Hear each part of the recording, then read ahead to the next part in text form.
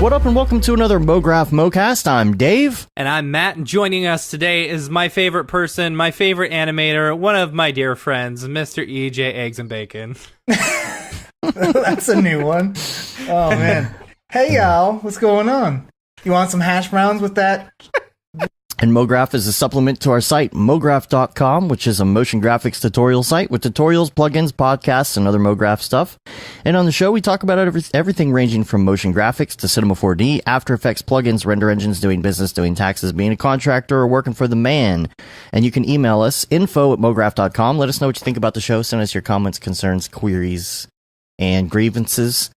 Please send us the emails. We love the emails. I know everybody's in the Slack doing their thing. The email. So we need to get emails about show topic ideas and such like that. I have a whole bunch of things that I didn't link to. There were show topics in the Slack at least this week, so we'll hit some of those up. We got a lot of stuff to talk about this week.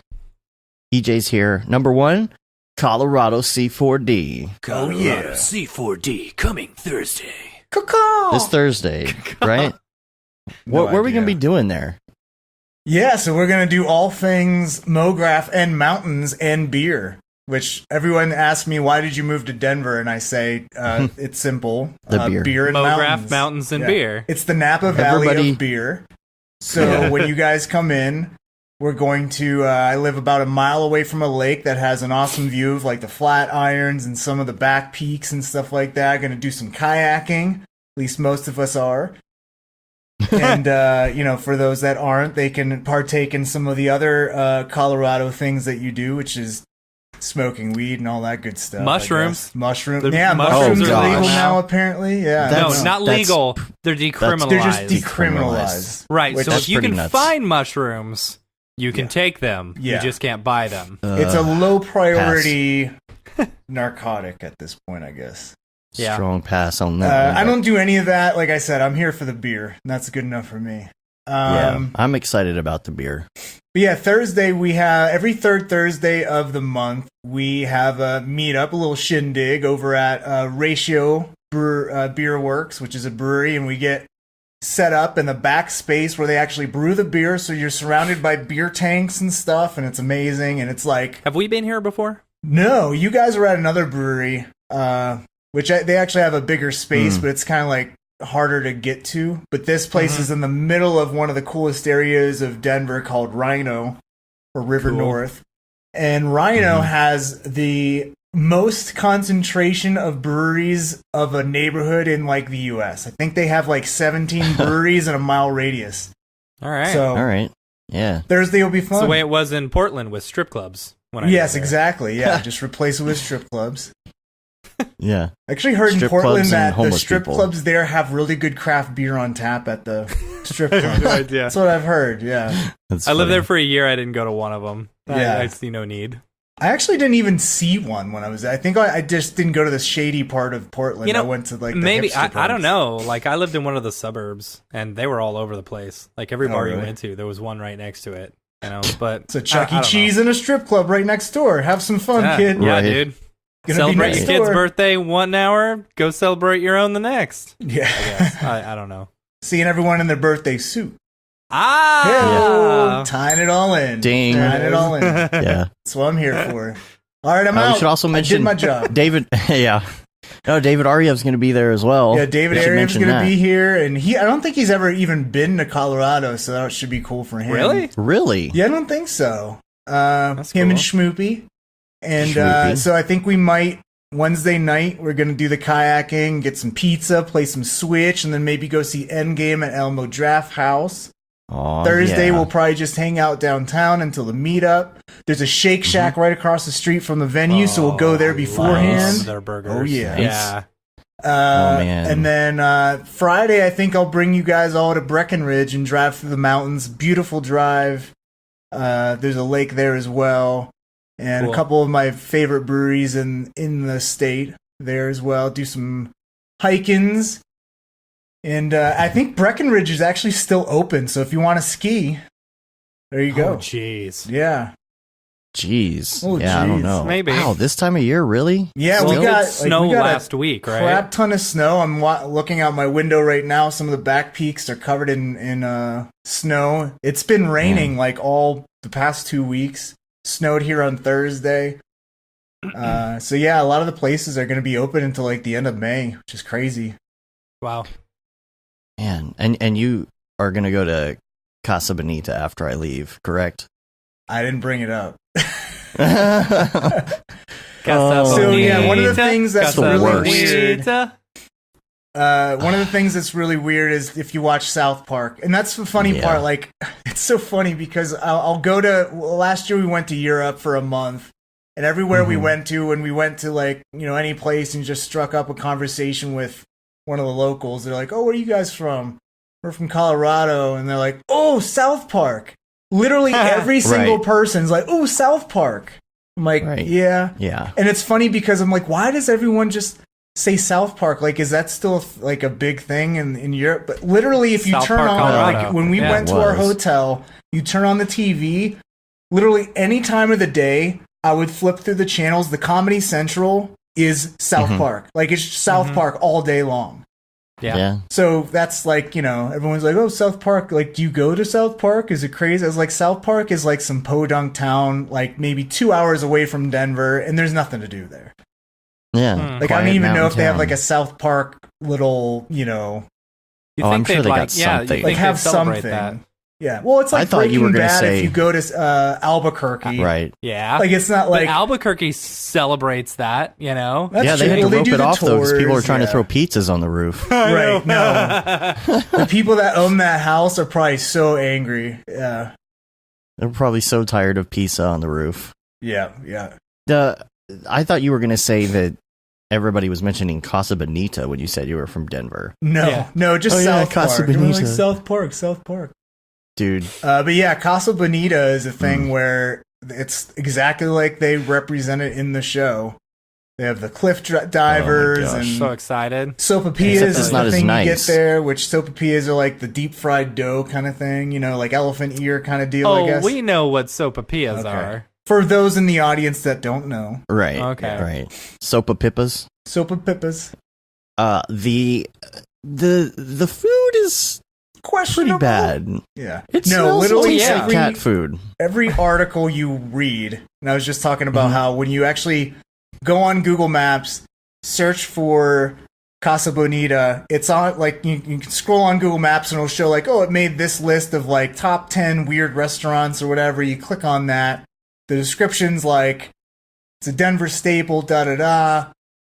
Don't eat, only eat, like, the Don't eat Nacho the Supreme, food. and that's it. Like, don't eat any of the man. other food, and you'll be good.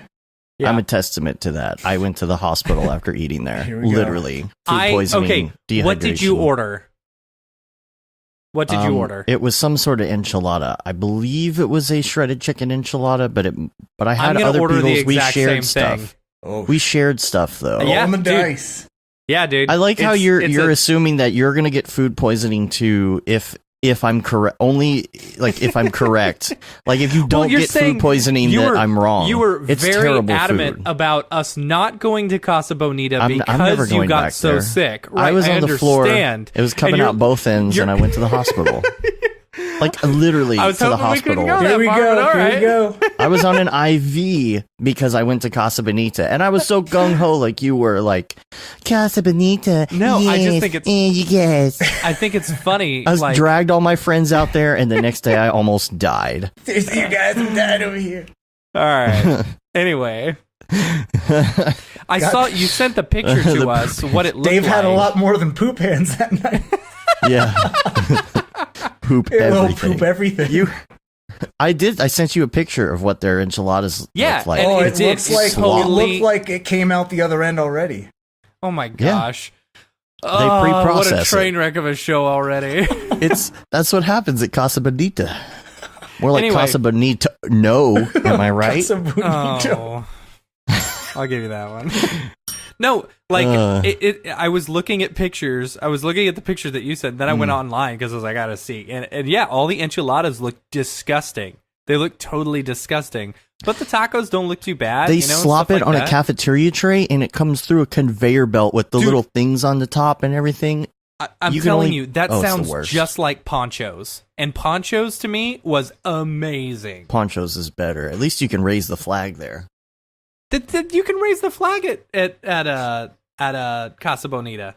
You can raise the flag? Yeah, dude. Oh, okay. Raise the Copyright flag. infringement. Raise the flag. Nando's, Phil says in the chat. Oh, cheeky Nando's. Cheeky Nando's. Is that the Nando's, Indian? London jokes. No, London. Oh. All right, so what else do we have to... Hey, Camp Mograph. Let's talk about motion let's talk about Camp Mograph. Let's see Camp Mograph. Pitch 10 at Camp Mograph. Camp Mograph. It's more of a retreat. All right, so let's talk about this new ticket, Matt. All right, let's talk about it. This is you. You sell it, Schmoozy Matt. Oh man, Schmoozy Tell Matt. us what's going on. There we go. There you go. There we go.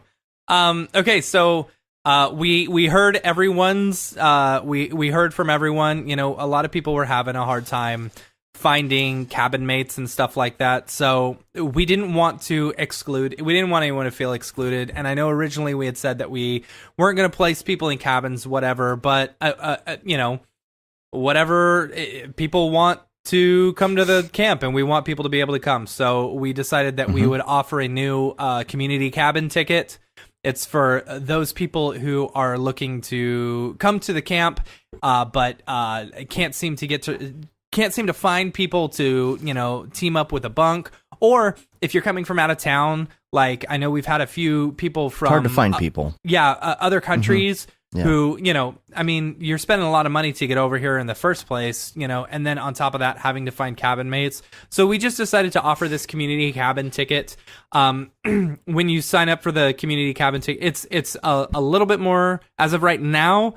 It's $4.50 a ticket. You know, that's during the early bird pricing. Early bird pricing for everyone. Make sure that you get your tickets within the next 2.5 weeks, because at the end of May, the prices go up. So get your early bird tickets while you can. What was I going to say? You still have the option to select which type of cabin you prefer if you're doing the community cabin. Right. You can so you get the option, like a lot of people have said, I don't care whether it's a co-ed cabin, whatever. So you can select whether you care, whether you mind being in a co-ed cabin, where you or feel whether most you would prefer to be, you know, in a non-co-ed cabin. So you get that choice when you sign up. So don't feel like, you know, we're just putting everybody out and just throwing people in random cabins. Right. So, and if at any point you get to the camp, you feel uncomfortable, just let us know. We'll work with everyone. You know, we want everyone to be comfortable at the cabin or at the camp, and we want everyone to have a good time. So as of right now, you got 2.5 weeks early bird tickets for Camp Mograph. Whether you're doing the full cabin tickets, whether you're doing the community cabin tickets, whether you're doing the tent tickets, get in there, sign up, get your tickets. It's going to be a lot of fun. It's going to be so much fun. So much fun, y'all. Don't wait. And here's the thing. So we've been talking about this, and this, like, honestly, the camp would be a great opportunity for you to talk to your boss, you know, at the for all you working at studios and stuff like that, and try and do a group from your work, you know, from your studio. It would be a great chance for everyone to, like, you know, work together and, you know, do some team bonding and stuff like that, and get back to the roots, you know, or if you just want a good excuse to relax and stuff like that, it's a great opportunity. So, talk to your boss. Come on, people. You got 2.5 weeks. So for those early bird tickets, save some cash. EJ and David will be there. Yeah, and, there's an amazing amount of instructors. Oh my god. Swarovski. Jeez. I want to say Swarovski, the crystal, whatever. Yeah. Yeah. Swarovski. Like, that's huge. There's so many amazing presenters. Barton Dammer. He is an excellent person. Like, if you're I know a lot of people just in this industry, a few people last week got on this whole thing about, sharing their rates and stuff like that just out in the open, which I think would be interesting to talk about. Like, does that help? actually have a good note for that for later on in the show to actually talk about some of that, because that was a good topic. So, totally. At the camp, of course, we have a new promo since you and David are going to be there. Sure. And it's coming up this week. Do we want to watch it up on the up on the dingus? Oh, okay, boy. Hold on. I should have queued it up. I should have queued it up ahead of time so that we could have. But no, he was just creating suspense for it. Here, folks. Yeah. Here you go. All right, you ready for this? Let's do it. Everybody, watch. This is going to be a bunch of fun. Play.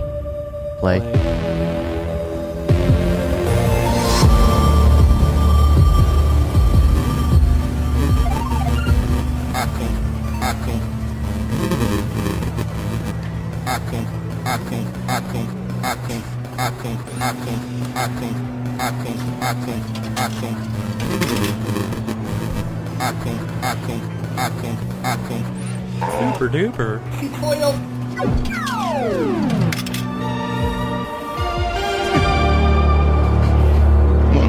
Tutorials. So come to Camp Mograph so I can blast you with my laser beams and kill you. Yeah. Don't you know? That's how it goes, right? Oh, man. So that's the new one. That's going to be on social this week, so people can... You can share this and get your friends... Yeah, retweet it, show people. If you're coming to Camp Mograph, let everyone know. Shout it out to the heavens. I'm going to Camp Mograph. Camp Mograph, and I'm proud. Yeah. It's going to be a lot of fun. So let's talk about some other things for the week. Have you seen Chernobyl yet on HBO? No. I know Is it good? that we talk about TV shows from time to time because it's, The only HBO show we should talk about is Game of Thrones, because holy crap. Oh, you can't do that yet. It's too early, man. I can't. Yeah, dude. I People on the couldn't go to Rants sleep channel last night. My brain was just... Yeah, you got to hold out. You want to have a the hard spoilers. time sleeping? Watch the oh man, who's the dude from High School Musical? Zac Efron. Watch the Zac Efron what's his name? Ted Bundy movie on Netflix. That was okay. That is messed up. Yeah, I liked the documentary better, but the documentary was good. Yes, yeah, but man, that dude's crazy. Chernobyl's pretty good so far, though. It's a little slow and dark, but it's definitely worth watching. But I would definitely recommend that you go to YouTube and watch a documentary or something on it first if you don't know about actually what happened, because you get kind of lost if you don't know anything about Chernobyl. But question for both of you, completely unrelated to HBO. Answer, but only to EJ. Do you ever use hair in Cinema 4D? No. I barely have hardcore hair myself, so no, I don't use it in Cinema 4D. I'm working on a buffalo. I'm building a buffalo. The only thing that I had was the mesh, and so I had to start the hair from scratch, and it's been an interesting process because I haven't done anything to that extent before, like with combing the hair, snipping the hair, like trimming it and doing all that kind of fun stuff. But now I'm having like these stray hairs that are going all over the place, and I cannot figure out what would be causing that, because I got my guides right, I got all my other stuff right, but then you animate it, and with the dynamics, things just start going all over the place. I don't know. Yeah, I was going to say, it probably has something to do with the dynamics. It's probably something technical, right? Yeah. Did you brush the hair? I did brush my buffalo. Yeah, so it's a good learning process. Maybe I'll show some of it off when it's actually done. But it's been pretty interesting to do something to that extent, because I'm not big with like doing joints and bones and animals or any of that kind of crap. So if anybody knows like anything about hair, please contact me, because I'm trying to figure out like why I get these stray flyaways just like all over the place. Like, need more hairspray. It's weird. Yeah, right. Kind of do. Also, have you tried doesn't X Particles have their own hair thing? I don't know. Do hair? they? I don't know. Cloth. Gav Grant says, is the hair cached and maybe increasing the calculation, steps per frame. Okay. Dynamics that range. could be. That's like the And I go-to also- thing to do with Yeah, it dynamics.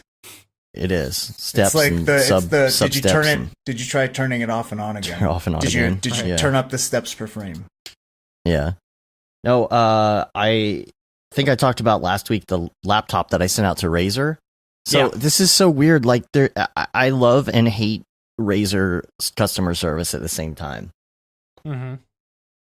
And it's really weird because I told you last week they tried to tell me that they tried to send me a bill for an LCD when I sent it in to get the battery replaced. Yeah. So $550 they wanted to replace the LCD. And I'm like, why do you want to replace that? It wasn't broken when I sent it. And so this week they told me it's because there were apparently some marks on the screen, like pressure marks on the screen from the laptop. And so I'm like, no, don't do anything with that. Send it back. Oh, yeah. It's fix probably the battery. because you treat your laptops like crap and then they get the little marks from the keyboard. How do I treat them like crap? They go in my backpack. I don't literally go in my know. backpack closed. That's all I do. Yeah. They're saying it's because the battery expanded. They're saying it's because since the battery expanded, all right, and it was pushing the case open, that was pushing. But I said, don't replace that, right? So I get the laptop back. It is pristine. It is beautiful. It's almost like it's a new case, but all my stickers are on it, so I know it's the same case. They cleaned every nook and cranny of that thing. It was like a brand new laptop. I was so happy. I opened it up. There's no LCD problems. It's pristine, clean. I'm like, what are you guys talking about? It's such a scam. They probably just took the hard drive out, took the back plating off, and then just, moved them around. What do you mean? A new computer. Right, but all my stickers are on it still. On the back thing? Yeah. Yeah, they like probably all just of took that piece off. Maybe. It's possible. But here's the problem. So I don't think they connected the ribbon cable back to my button on my mouse. Oh, really? Yeah. And I'm like, are you kidding me? Because now I have to take the entire laptop and send it back for them to do the ribbon cable and send it back to me. It's like, that's why I love look at it real quick. I thought about it, but you know how many freaking screws, and they're all weird sizes and stuff. Yeah. Yeah. I don't know. Sucks. I don't know. French Monkey has some info for me. The thing about good hair control is the number of segments under the guides tab. Running simulation with 100 to 200 segments will be more accurate, slower, of course. Okay. All right. So maybe it is a guide. Okay, that makes sense. Wow. In the guides. Guides. In the guides, though. Yeah, not in the actual hairs. That would never work. Yeah, I was going to say, that's a little... that's a lot. Yeah. Other things on the list for this week. I installed dark mode, which was... Yeah, you had to update to the newest version of Octane, so you had to install 800 things on your computer and finally update them. So, yeah. Yeah. Well, I'm enjoying dark mode, but also I installed that plugin, that Chrome plugin called dark mode. So everything can be dark, which is really cool. Only thing is that you feel like you're in incognito mode all the time, like you don't remember if you're in incognito or not. You know what I'm saying, right? Incognito mode turns Chrome dark. Oh, right. So I feel like I'm always in incognito mode. So always got to do that on Amazon or whatever you're looking at on Amazon. You're going to see ads for the next week. I know. Even if you buy it. Yeah. Like I was looking at jewelry for my mom for Mother's Day, and it's just like the whole week, just jewelry ads, jewelry ads. Every single day. Yeah. Every single day. Bunk bed. Every single day. And speaking of updating, because I updated my computer, I finally decided to update my iPhone, right? And problems. All problems. As soon as I do it. That's why I don't like to update. Like, the battery isn't lasting anymore. If you would update more often, you wouldn't notice these drastic changes. The battery lasting half as much. I would rather not update than that. How old's your phone? It's the first iPhone X. Oh, then yeah, it's like almost 2 years old. Oh, well, throw that in the garbage. Well, I'm just saying, like these like the batteries aren't supposed to last like longer than that. But it was fine before. Yeah, it was fine the day before. So the thing is, like, even on like text, you have a mode on texts, like group text. You can silence group text, so you're not getting beep beep beep beep beep like all day during when other people are having a conversation. Well, now you go to mute that, and it doesn't mute anymore. It's just updating always screws things up. I don't know. Always. You probably just need to turn it off and on again. Did you turn it off and on Did again? you up the samples per step? Yes. Did you put it in a Connect object? What setting is that on the iPhone settings? Notification settings segments. There it is. I found it. Jack, dummy. Yeah. What an idiot. Idiot. I want to talk about real-time graphics a little bit today. All right. Cool. We're going to talk about URender and Eevee. Oh, we'll talk about all sorts of stuff. Real-time graphics and production, real-time graphics, where the technology is going, VR, AR, whatever you want. So, were you following the Snapchat updates this weekend? I'm sure everybody's seen them posted, right? Don't do it. Don't do it. Don't do what? I don't know what you're talking about. Yeah, oh, don't bring up Snapchat? Oh, I'm definitely bringing up Snapchat, yo. So they did some new filters, like a new cat and that kind of stuff, and it's all silly. It's Snapchat or whatever, but it's like a really good, I don't know, it's a sign of the times. Like everybody just picks up this new technology and uses it in real time, which is pretty insane. I was going to try and do it on the air, if you want. I might be able to download the Snap camera. There's a new Snap camera. Oh God, you're going to end up like disappearing yourself from the show or something. I probably will for a little bit. Yeah. All right. No, we'll try it. Here we go. Let me push this live to see if this works. I'm taking a risk right here. Oh yeah, boy. Yeah. It's working. Oh, please don't do it. Please don't do it. Let me see. What is it? Oh, which one is it? My goodness. Dang, EJ. Dang, yo. What about me? Hello. See, I don't Benjamin Franklin. I have a skullet. I am Benjamin Franklin. Skullet? Yeah, I have a skullet. Matt doesn't want to do it. Hey, Benjamin Franklin. Hey. I don't need to see myself as okay. Matt still looks like a man with the female. Yeah, that's the problem. I still look like... Hey, y'all. I'm a cat. No, I'm all nimbly bimbly like. Going from tree branch to branch. How about you, Matt? Can you at least be a cat, if not a lady? Can we please see you as a lady? We all want to see you as a lady. You don't need to see me as a lady. Oh, whoops. Matt looks like a lady. Anyway, see, I'm not a good-looking lady. Oh, EJ, on the other hand, you were a sexy lady. It's doing better with the little goatee thing. Yeah. Ariev sent one over to us the other day. He was looking pretty hot. Put that I one just up? gotta say. Oh, Dave. No, I don't. Ariev did look really good. Yeah. Dave makes a great chick. Yep. It for some reason, like, what has this show come to? Yeah. So here's the deal, though. Damn, EJ's so hot. God damn, this is getting really weird, really fast. Yeah, it is. It's getting weird. So can you do your tutorials like that now? Right. That's funny. Just all your tutorials. So tutorials. So the thing about this technology is, like, it's in the palm of your hand, right? This is just the beginning of it. It still looks kind of crappy. It's doing better now. Like, I mean, they can get rid of your hair and your beard and everything, which is pretty good in real time in your phone. Now just take that for a minute and think about what that's going to do to real time in the future, and what's going to happen with real graphics power, processing power. Did you see the Elon Musk baby face swap thing? What? No. Oh my gosh, that was insane. Hold on, they posted. Is it a video thing or what is it exactly? It's a what's the thing? Is it a deep fake? It's a deep fake, yeah.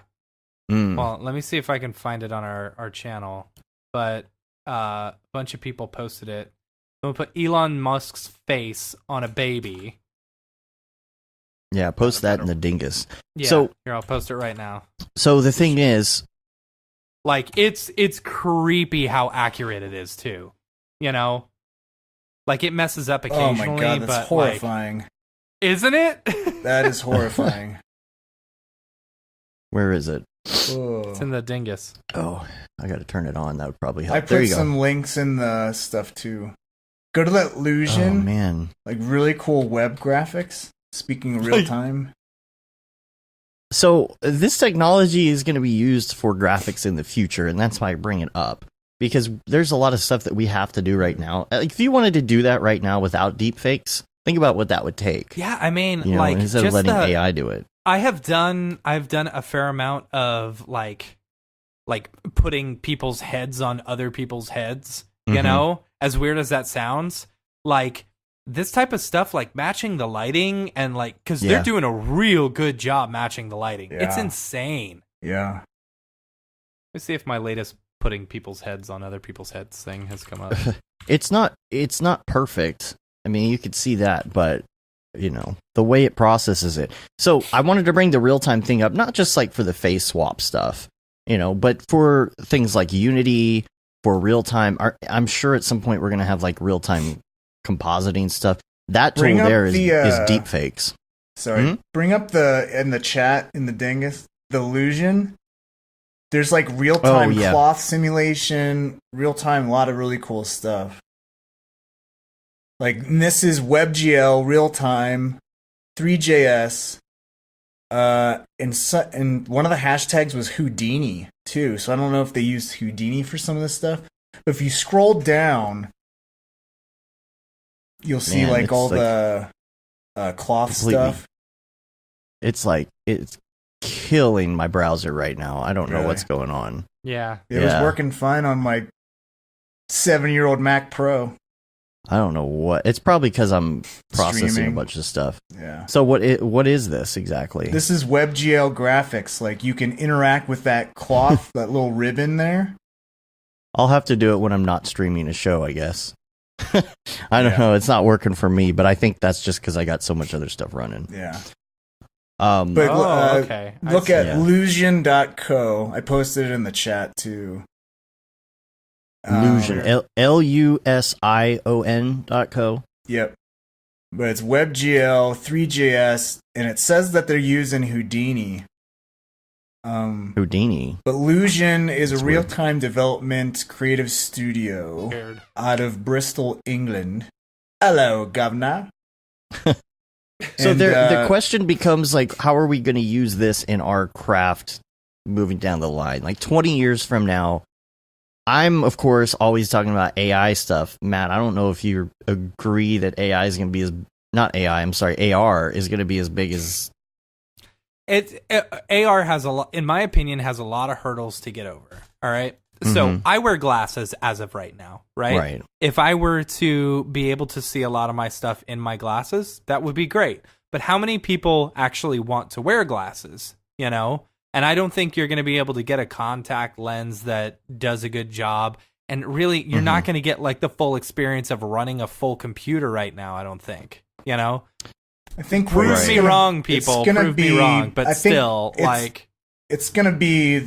The most important thing is just like how is this useful for anyone, or is this just something that's really advertising? It's all going to be advertising. Yeah. You know, it'll be neat for having, like, I don't know, picture-in-picture stuff, getting information immediately. But like, you know, Wayfair or like IKEA, they have their apps where you can actually scan your room, see how a piece of furniture is going to look. Like, that's useful. Yeah. I can use right now. Or even you're talking about glasses. What if you, like Matt, you wanted to try on different glasses, but you didn't want to go to the store? So you put on that. You can do that. You do the Snapchat thing, right? Yeah. And you try on do different that glasses. Now. I actually am about to pull the trigger on some glasses. Yeah, and glasses.com. So that's where I feel like that kind of AR application is going to be super useful. Or somehow if you can try on clothes, that makes it look super accurate, you know? Yeah. And that will be great with AR. But I think that at least at the beginning, the phone is going to do the processing in your pocket and send it to something.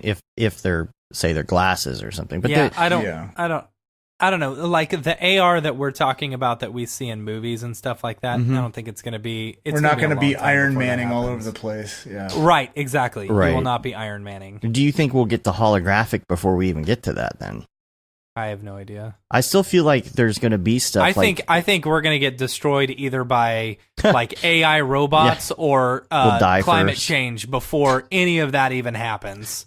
You know? when you're using, okay, let's say it's 20 years in the future, and let's say that these glasses do become popular, just like the phone. You wouldn't know, like this Snapchat stuff that everybody was doing on Mother's Day weekend is just so second nature to everybody now. But 12 years ago, the iPhone had just come out. Nobody could have even imagined, that was the case. So in 20 years, when we get to that point and we're actually like looking through AR, there's going to be people in the motion graphics industry that are going to be needed to create these things. And it could be a combo of pre-made, I don't know if it's in. going to be entirely us. Like, look at like the movie industry now, we're handling like VFX and stuff. We're not actually doing the shooting. So we may just be creating elements in Cinema 4D or something like that, and then handing those elements over to, I have a feeling that's the way it's going to go. There will be pieces that are full on. Right. Well, there'll be pieces that are pre-made, like you're pre-producing things that are going to display somewhere, right? So like you walk into a restaurant and they have like their template. I feel like even restaurants are going to want people to design stuff for them. So when you walk in, their menu's on the wall over here, but that's a pre-made thing that you rendered and you put that there. But then there's real-time stuff. I wouldn't see the menu being on the wall. I would see advertising for different like beers or whatever, like if they've got both specials or something. I could see AR being like, okay, you look down and you see the plate in front of you, a picture of the actual thing, so you get to decide what looks the best, and you swipe plates to see which thing you want. Right. The other part of this is like the margins on restaurants. Like, remember when Microsoft had their Microsoft Table thing? And, like, if you want to pay, you just, like, place your card down on the table and split it, da-da-da. Like, no one's using that. No one can afford that stuff. Yeah. Like, restaurants aren't going to afford it or invest in VR, AR crap when their margin, their overhead is so much.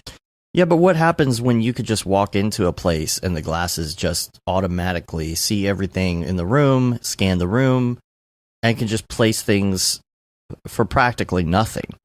Yeah. I mean, the cost is going to go down. Even the technology, when the technology gets, like the Surface stuff costs, $100, which it will eventually, that kind of technology. I mean, the only thing I'm seeing right now is like everyone has their iPhone for, doing their check and adding their tip and da-da-da. Like all the breweries I go to, it's all an iPad. They put in what you ordered, they flip it around, you sign and all that stuff. Like, that's one area where I'm seeing slowly everyone's getting to. I hate that, by the way. I hate those stupid iPad things. I understand them. Does it pressure you to give a good tip? But when the donut shop down the street from me is saying, oh, how much do you want to tip? And I'm like, you're a donut shop. Yeah. I don't tip Krispy Kreme. Why would I tip zero. You? Yeah, I don't put anything. I just sign it, say okay. But I don't know. That the whole Stripe thing annoys me. Of course, are you going to? I hate tipping culture in America as it is. But back to motion graphics. Motion graphics. When 20 years goes by and we're 20 years older, are we going to be designing that stuff? Or are we still going to be in the industry we're in? Is it one of those things where people who are just starting out now need to learn two things or need to kind of keep their eye on certain things? No, I mean, you can learn something relatively quickly if you have a broad understanding of the stuff, Like, I think what's going to determine who heads towards that direction is if it's more focused towards, like, say, web developers, or whether it's more focused towards animators or something like that. If it's easy to learn, then any one of us will pick it up. In order to see, it depends on what kind of stuff you want to get into too. Like some people may just be comfortable, combing hair on 3D models on throughout 3D their whole buffaloes. day. On 3D buffaloes, right? Yeah. Some people may be like, You know, like you got your Brandon Clements of the world who just want to learn everything in the world and do everything. Right. You know, and are good at it. And are good at it. Yeah. Like he can pick that stuff up no problem. But, you know, you throw me in front of Unity and I'm just like, I'm out. I'm done. No. You know? I don't know. I think if you spent some time with it, you'd be fine. I'm sure I would. But I see no. Yet. Yet. Exactly. Right. You know? If the industry starts moving in that direction, absolutely. If you want to not get left behind, you got to move. But, you know. Just think about things like gender identity and things like that. And you have Snapchat filters, right? Well, what happens in 20 years or so? And I know it sounds ridiculous, but it could actually happen. Like people just have what they want to look like as their avatar. And everybody sees that. Yeah, you know, you have that Snapchat filter on all the time. Oh, like you identify as a woman, you have that on all the time, and everybody is always wearing glasses. That's how they see you. Like this is a representation of my inner self. It's VR chat. Filters. It's Ready Player One. You know. Yeah. But somebody has to design that stuff and integrate that stuff, and some people are going to be programmers, some people are going to be designers. But I sit and think of these things when I should be sleeping, and you know. I'm like, what am I going to do as a designer when I get old? It's like the engineers that get old and turn 40. You know, you take them out back and shoot them. Yeah, I think about that all the time. That's the thing that, like, if I really think about it, it scares the shit out of me. Like, what am I, like, am I going to be doing this? Like, am I going to have the like, just dealing with all the client stuff that we deal with? We have all of our horror stories. We have all this stuff. Like, are we going to be able to keep this up for another 10 15 years? Is it going to get worse or is it going to get better? Is pay going to go up or is pay going to go down? Probably pay is going to go down. I would hope pay would go up. Like the thing is, with pay, I mean, if you've read the Freelance Manifesto, you know, this is the way I look at it. If you're just starting out, you know, your day rate is a little bit lower. The more and more skills you bring on, the higher your day rate can go. You know, if you're just, you know, or I guess the more notoriety you get also is the more your pay rate can go up, you know?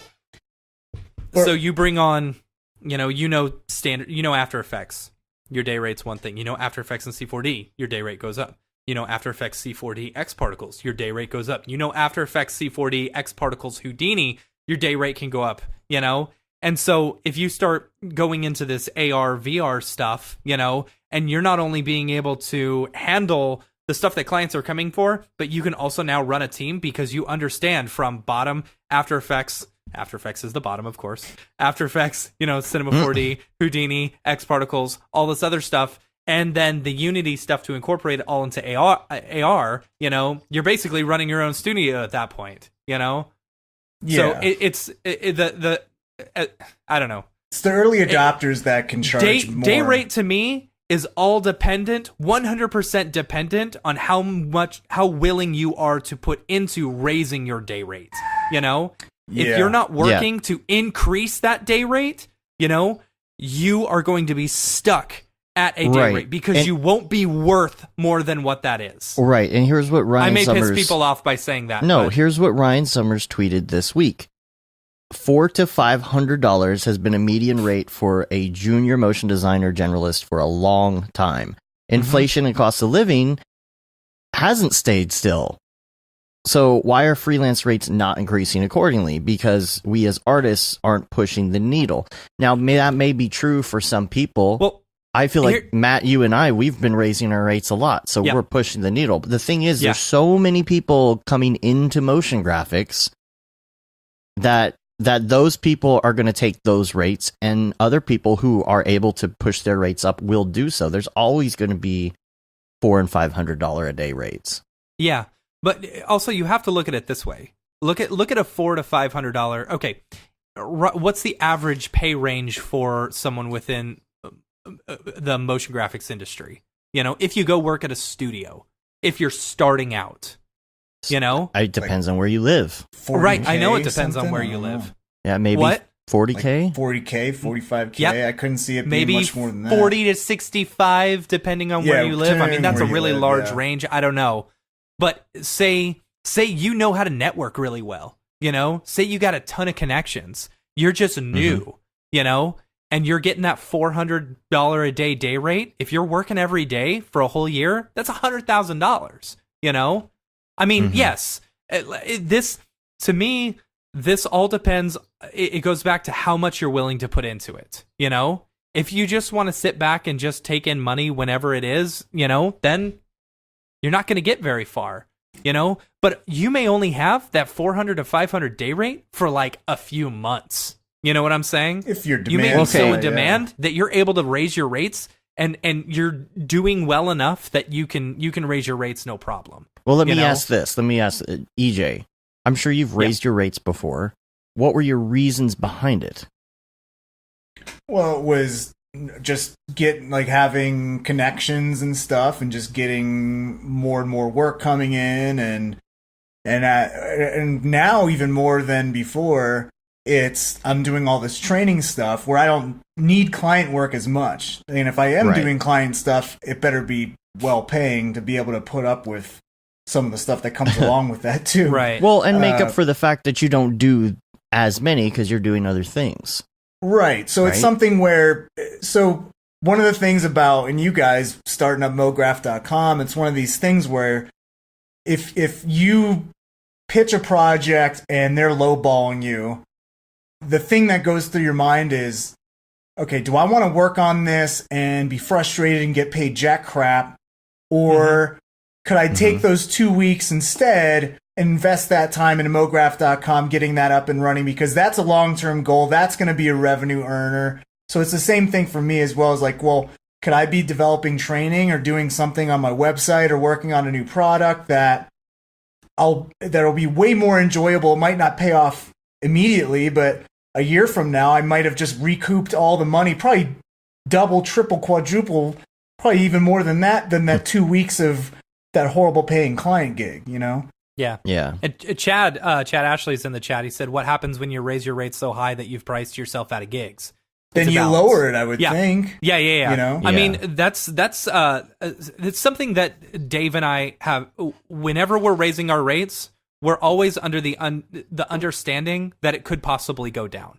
It could possibly go back down. It's the same thing. Right. Anytime we give ourselves a raise. If we give ourselves a raise, we're like, okay, this is only temporary. If we're able to sustain this, then this is where it stays. And it's project to project, it's client to client. If it's some client or someone you've worked with before and you really enjoy working with them, but they're like, hey, I know your rate's this, but I can only pay this. It's a case by case thing. I think we all do stuff like that. Like just people in business, if you're making $1,000 less on a 30,000 project or whatever that may be, if it's a small percentage, 10% less, that's still a decent chunk of money. It's all in perspective. It depends on how hard or easy the client is to work with and all of that. But I think the only way that you really price yourself out is if you do something pretty ridiculous. If your rate is $400 or $500 a day and then you decide to double that, but you don't have a good reason for that. You're just like, oh, I'm not making enough money, I'm going to double it. It's like, do you have enough clients that are willing to pay that? Do you have enough work right now coming in? Chad brings up an interesting point. He says, are we talking freelancers hired by studios, or are we talking client work rates? Because those are two totally different things. Your rate with bringing in client work could be completely different than when you're going to work for a studio, Oh, we definitely have had a different rate that we go with when we do just quote unquote freelancing, but hired by another studio as opposed to full on client work.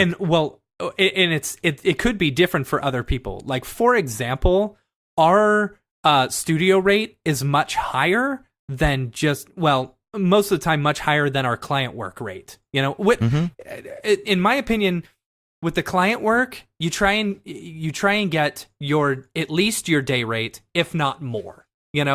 With client work, you could be saying, I could do this in this much time, so I know how much it would cost me as my day rate, but you want to try and get the most you can from the client. And with client work, you're doing things like emailing, and you might be, editing scripts or doing all these extra things. Like if you're hired just or to come you in could and be do working 3D, with an entire team that you're having to, art direct as well. right? There's so much more that comes with that. But for us, if we're just with a lot of our clients, our client gigs, we'll just say, okay, this is our day rate. This is how many days we think it might take. But when it comes to like going in a studio, because Dave and I are running our own, boutique studio, remote boutique studio is what I call it. Like it takes away from all the other client like one-on-ones and emails and stuff that I can do when I go and work in a studio. So my rate is actually much higher. Yeah. So French Monkey says, might be unbelievable, but I've never taken any gigs or jobs as a 3D artist.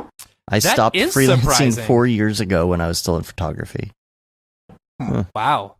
And So Phil, were you Raid making Zero, most of your money on products or well, what that would be? until these So dang that's pirates interesting, come. Matt. You said that you actually charge more when you go in to a studio.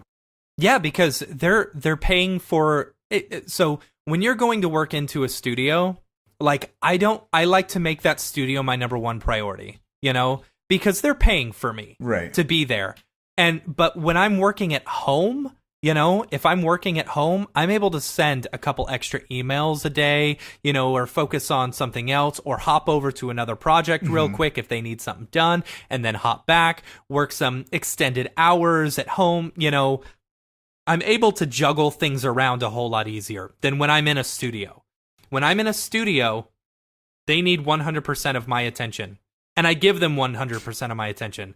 Because I would fully expect, if I was hiring someone, I want their 100% attention. I don't want them to be distracted by other clients and other stuff like that. Yeah. Because I give the studios the type of respect that I would expect when hiring them. So that's interesting because I full disclaimer, I've never actually worked in a studio a single day in my life. It's all been remote, and I'm like very thankful for that and very grateful for that.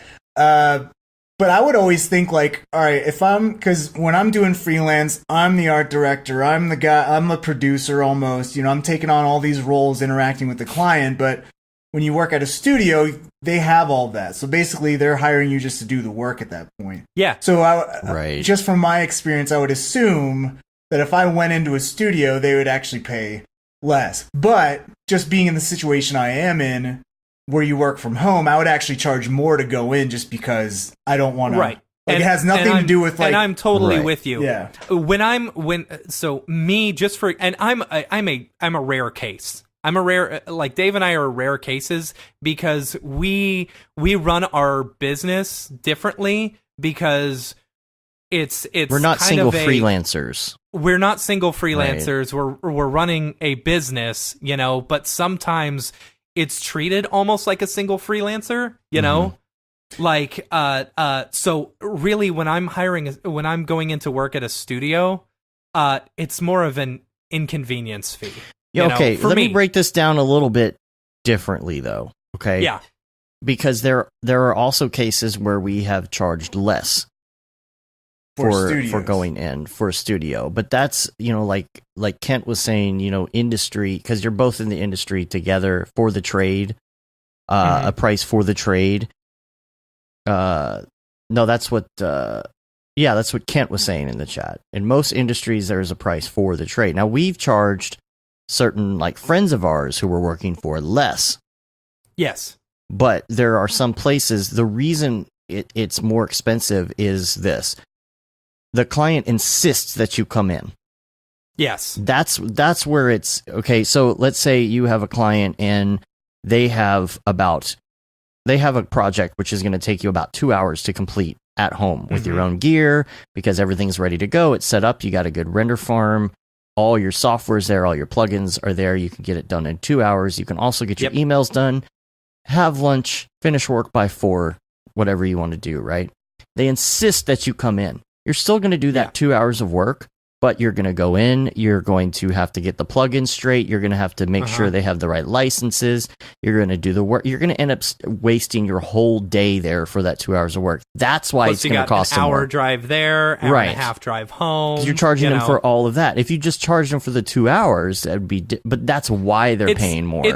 It's not actually that they're paying more. It's that there's more hours involved to do the same amount of work. Like I said, Dave and I are probably very special cases. Edge case. When it comes to this stuff, like I don't like going and working at studios that often, unless it's like ABC. If ABC called me up, I'd go work there in a heartbeat, Right. And I'd do it for my day rate, I wouldn't charge an inconvenience fee. It's some of these other ones, like I do have a client where if I'm going in, I have to go into a clean room where I am not allowed my cell phone. I'm not allowed to connect to the internet. It's incredibly inconvenient to go and work for there. Anything you bring in there has to stay in there until the project is over. Yeah. So if I bring in my own own hardware, my laptop, and I have to leave it there, that's a super inconvenient thing. So my price will go up. Of course.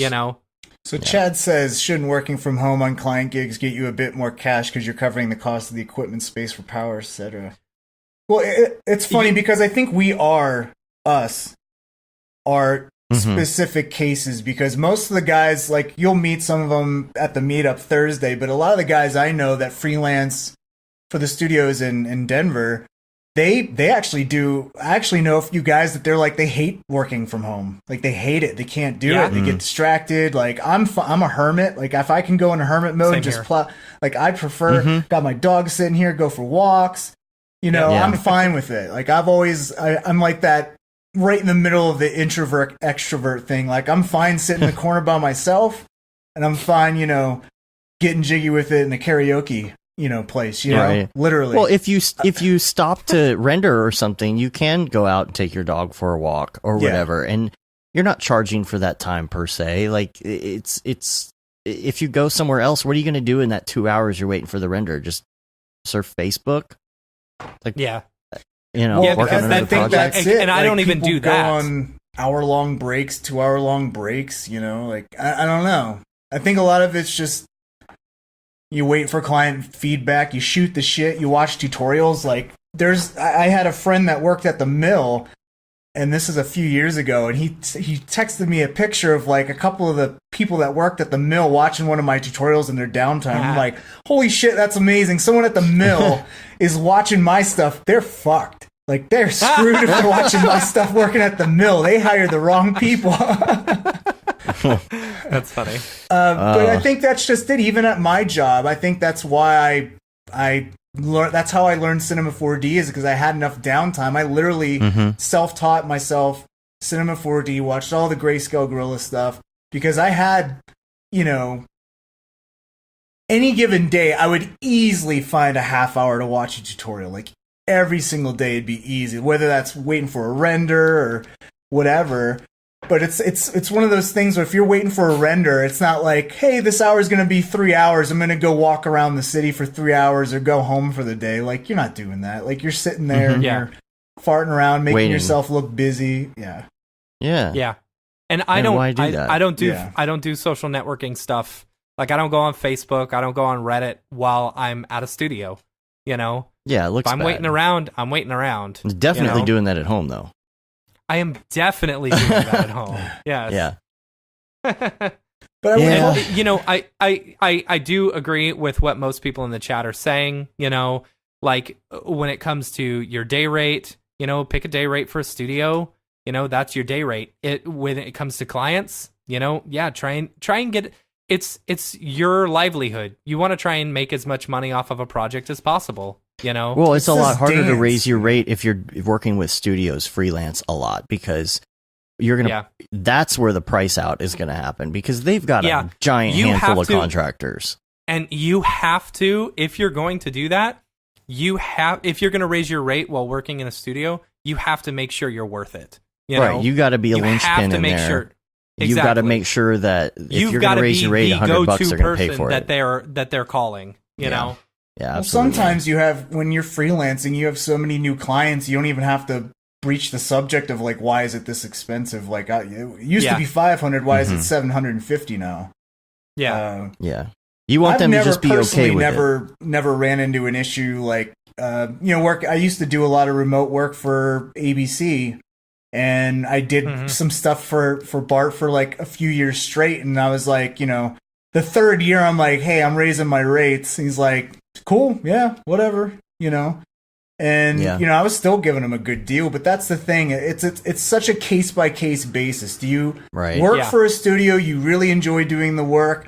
I'm not going to price them out. I'm not going to price myself out so someone else takes that job, because I really enjoy the work I'm doing with that person. But that doesn't mean that that's the rate I'm going to charge someone that's brand new, that's kind of a pain in the ass to work with, and that doesn't know anything about rates in general. Because I feel like at least half of the clients I work with, there's this initial education process on how does all this work? What's a statement of work?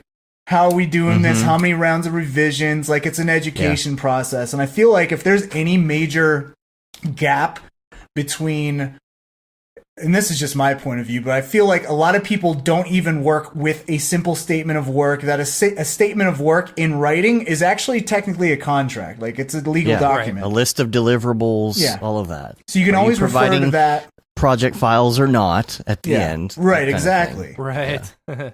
And it's something like that, where a simple statement of work, if you're not doing that, you should at least be doing that, because at that point, just the wording of a statement of work is just like, these are all the things, so we have this timeline, so we know when you need these things, we can get it done by that. So it's almost like you're taking care of the client, but really you're taking care of yourself as well, and it's not as icky as saying, here, sign this contract, You've got to be able to be humble enough to know whether or not you're worth it. If you are an entry, let's say you're an entry level After Effects person and you're charging $400 a day, okay? And there are 10 people that work contract for a studio doing basic After Effects stuff at $400 a day. If you come back and say, I need more money, I'm going to change that to $800. Well, what's the difference between you and anybody else entry level After Effects? Scale, position, ease in, ease out, blah, blah, blah, super simple stuff. Like, you got to know that, like, they're just going to go with someone else because that's easy to do. Now, if you're doing ridiculous, off-the-chain, Houdini, crazy stuff, and you're really good at it, and you know that you're pretty decent at it, and you know you're not charging enough, and you up your rate, I think people are going to understand, they're going to be okay with it. And if they're not, maybe they're not the best client. I think a lot of studios are going to know whether or not they're getting a good deal with you, and some may take advantage of that, So, but like EJ said, when he was working for Artie Benchute, and he's like, hey, I'm going to raise my rates, and Barton's just like, all right, cool. Barton's the type of person who understands, what industry standard rates are and what's worth it and what's not, Yeah. He knew EJ was worth it. So a lot of these studios will and won't. And if you know you've got those skills and you can get that work somewhere else, I don't know if you necessarily need to justify that to anyone, any studios, why you're worth that much. Well, part of it's also just because I've heard a lot of horror stories from the perspective of the studios where they bring in a freelancer and it's just like, this person was awful, horrible to work with, didn't hit the deadlines, like, overpromised, underdelivered. So I feel like there's a value there, even if you're like an average After Effects user, just the fact that they can count on you. That's another way you could raise your raise. Like, I'm reliable, I show up on time, I stay late, I make sure the job's done. And gosh darn it, people like me. You're good enough, you're smart enough. I went and did some work. It was right after I started freelancing the first time. And I got hired on. I had no idea what to charge, whatever. I was charging like $35 an hour, to go work at the studio. And so they brought me in. We were doing some high profile Samsung work. And this other guy came in from Creative Circle. He was charging $65 an hour plus whatever Creative Circle was charging him. And he was a flame artist who decided that he would move over to After Effects, right? So he was he had the skills, I guess, in Flame, But like he wasn't getting any flame work, so he's like, oh, whatever, it's After Effects. It should be easy, right? Right. I was able to knock out 3 times as many projects as he was in the amount of time, and he was getting paid 2 to 3 times as much as I was, you know? And it was from that point on, I'm like, all right, I'm raising my rates. Yeah. You know, this isn't worth it. That's a good sign, yeah. Yeah. So. I don't know how we got to that from AR and cats, but we're here. Yeah. I did want to ask EJ real quick, because we talked about this last week on the show about your opinion on this VR stuff, because you texted us and you were asking, like, when the new Oculus came out, the 2 new Oculuses came out a couple weeks ago, what should I get, if anything? You know, because you're eyeballing the wireless one, the whole self-contained unit. Yeah, because I'm on my Mac, so I'm not just gonna buy a PC for a VR thing, you know.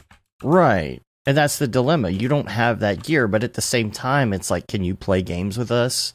Yeah, you know, specific that's games why I wanted us to all get Switches, because it's easy enough to spend $300 and, you know, put it on any TV and I can play it anywhere. I don't need to be at my computer, you know.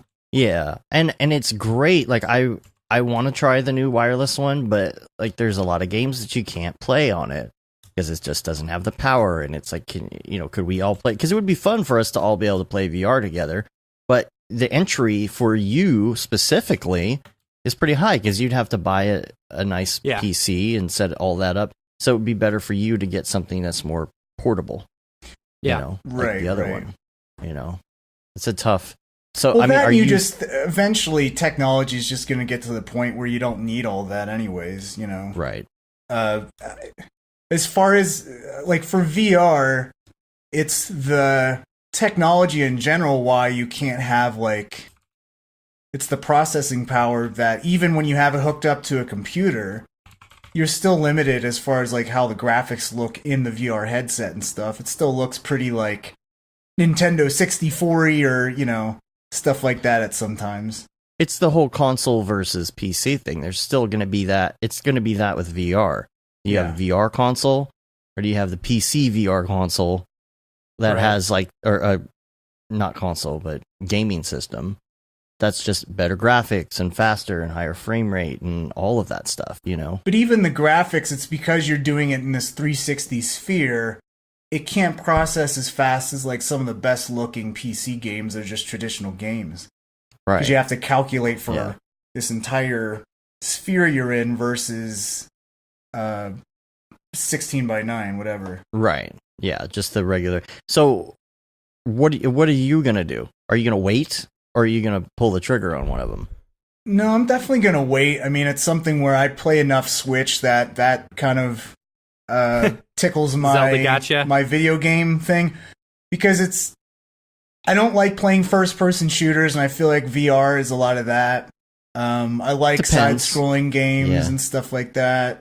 I'll say there are some really fun side scrolling games in VR to where it's like you're looking down on a mini world, like on your desk or something. You know, it's side scroller, but it's 3D. You know, that's a lot of fun. Yeah. The one with the little mouse and stuff. Yeah. But yeah, I mean, I get that. You could always get the VR for Switch, the little cardboard thingy, right? Oh, the Labo, whatever the hell. Yeah. I wonder if that thing's any good. I've heard. I haven't heard. It's very good. Yeah. Cardboard fishing and cardboard. Let's pay $100 for a bunch of cardboard pieces. Yay! Right? Yeah. So ridiculous. Right. All right. I've been knee deep in Breath of the Wild, man. It's so good. Oh yeah. I've got it. So I want to play it distracting. more. It's so hard to invest so much time. Yeah. You know. I mean, it's nice that you can pick up and, you know, you go do your things, and usually how it goes is I'll turn it on. I'll be like, oh yeah, I want to go to that one shrine or whatever, and on the way I'm like, oh, what's that over there? I'm going to fight these monsters, and then I get sidetracked again. Like, oh, what's that? And that hill over there. I'm going to go fly over there. Yeah. Squirrel. Yeah, and it's just like, next thing you know, holy crap, it's 4 a.m. Right. Yeah, and exactly. it's just like, wow, I need to stop. Yeah. Yeah. Have you? Did you guys see the trailer for the new Final Fantasy VII remake? Oh, that looks so good. I want to see what. I may have to buy myself a PS4 just for it. Oh yeah. Well, I bought a PS2 just for Final Fantasy VII. Was really? That's hilarious. Well, because it was PS1, right? Or no, PS1, yeah. Yeah. Because I always followed the Square Soft stuff. So like Chrono Trigger, Final Fantasy. Like when I found out they were going to PlayStation, I'm like, all right. That's when I like stopped buying Nintendo and went to PlayStation up until like PlayStation 3. But it was all for like Final Fantasy 7, and then like Final Fantasy 10 was the last Final Fantasy I played because everything after that is like Japanese boy band looking dudes, and I'm just like, I'm out. You lost me. So, oh man, got something in my eye that sucks. Oh, the allergy season's in full swing, dog. I don't think it's the allergy. I think I got like an eyelash in my eye. I'm like dying right now. Dog hair from your giant dog. Your dog is huge now. My dog is huge, yes, but she is part poodle, so she does not shed. It's awesome. I can pick her up and rub her all over my body, you know? Like she you doesn't do. shed anywhere. Like you do. You know? Like you do. Yeah. You definitely don't want to do that with the cat. Don't Okay, want to does do everybody- that with Gus. Do you all have your No. bonnets on Bonnets. Why? for your bee to be in them? Because we're going to talk about Adobe a little bit. I hope you're ready for some ranting. We're gonna go into Wow. a beehive. This is a good show. Yeah. I was really worried about it at first, you know, talking about the Casa Bonita and stuff like that, you know. We avoided it. It's going downhill, but it's gone up. It's gone up, all right. The cat faces. Actually, no, I had a good story about the cat faces. So have you seen people who take Snapchat and try and just do something with it on the TV? Make people's faces on TV look like something? Yeah. So yesterday, I was like, oh, it would be really funny if I put the cat face on somebody on TV. And as soon as I held it up to the TV, a commercial for cat litter came on where everybody already had a cat head on. And I was like, this is not going to work because they're already cats. It was just really strange. Yeah, Did you see there's one? I'll have to find it and send it to you, but it's like they have the googly eyes face of like it's just like one of those cheesy like dental floss commercials where it's basically like stock footage of people smiling and like brushing their you sent teeth, that and to everyone me. just got. Oh, did I send that to you guys? I think you did, or maybe you posted it. No, you posted it on Twitter. I think. Let me. Yeah, I know what you're talking about. Let me try to if you put find the it. link in the dingus, somebody was doing that whole. It was so funny. Oh, here's another one that was great too. I think I'll have to this put was. all these in the show notes. I'm do this one first because you guys haven't seen this one yet. Okay, Can you cool. play that on the? Yeah, on the, thing? Oh yeah, this one. Did you see that Oh one? yes, I have seen. Yeah. Yeah, the So this Shrek. is Shrek. Shrek running around. They replaced the dog. It's Yeah. so I was hilarious. thinking about that this week. Did somebody motion track this? Or I mean, it's kind of bet crappy. You anything. It was. I mean, look, you've got a green ground, so that's easily keyable. Plus, Well, you you've don't got even- now that well- you've got Adobe's content aware. You know, I haven't messed with it. Oh, is that but they may available? have used that. Yeah. Oh, it is. Yeah, Oh, totally. Okay, I'm gonna have to try that. What's the other one? Do you have the teeth one? Yeah, I'm trying to. Have you seen Shrek's Day Out? Yes, we talked about that on the show. I think. I love Shrek's Day Out. Yeah. So anyway, back to Adobe. There's an article that came across Twitter this week, and I don't know if you posted it, DJ, or who it was, but you know, forget Photoshop. Adobe is a marketing company now, and they're talking about, oh, we're not in the Photoshop game anymore, and we're all about advertising and marketing, which I understand, but is that the right way to go? How are they in advertising and marketing? Tell me that. Explain that to me, because I'm not seeing the connection. There's this stuff about like AI and ads that grab people's attention more and all of that. This is in Bloomberg. We're all about synergy now. I don't know. There was a reference to something that I think the CEO of Best Buy said as well, because it's kind of like the same thing. He's like, you know, we're not in the business of selling products or doing transactions. We want to enrich lives with technology. What can we do with our customers? Do you have? Here's the link, just in case anyone wants to Oh yeah. Whatever. I'll have the link to that in the show notes as well. But I'm like, what can we do with customers? We want to enrich people's lives, and I'm thinking, really, is that what you're doing? Yeah. Best Buy, you're not in the business of selling me things. Are you enriching my life with your $25 HDMI barrel connector that costs $1 online? Are you enriching my life with that? I hate this kind of talk about, we're not really in this business, we're in this business, because I feel like companies start losing sight of what they're actually in it for. People like Adobe, don't lose sight of what you're doing. You want to go into those other areas, that's fine, but don't say, we're not in the Photoshop business anymore, because you kind of are. What happens when people stop buying Photoshop? They already have everyone that's subscribing. What are they going to do now? They got to make money for shareholders. That's why I'm like... Yeah. That's why I have no faith in After Effects doing anything, because they don't make money off After Effects. They're the smallest team in that entire company. Yeah. It's kind of like me being the dumbass holding out hope that, like, hopefully this next new Mac Pro is going to be awesome, because guess what? If it's not, I'm screwed. I'm going to have to find another option. So Apple is Lucy with the football, and you're Charlie Brown. Yeah, so someone like, just they mean today, it this time.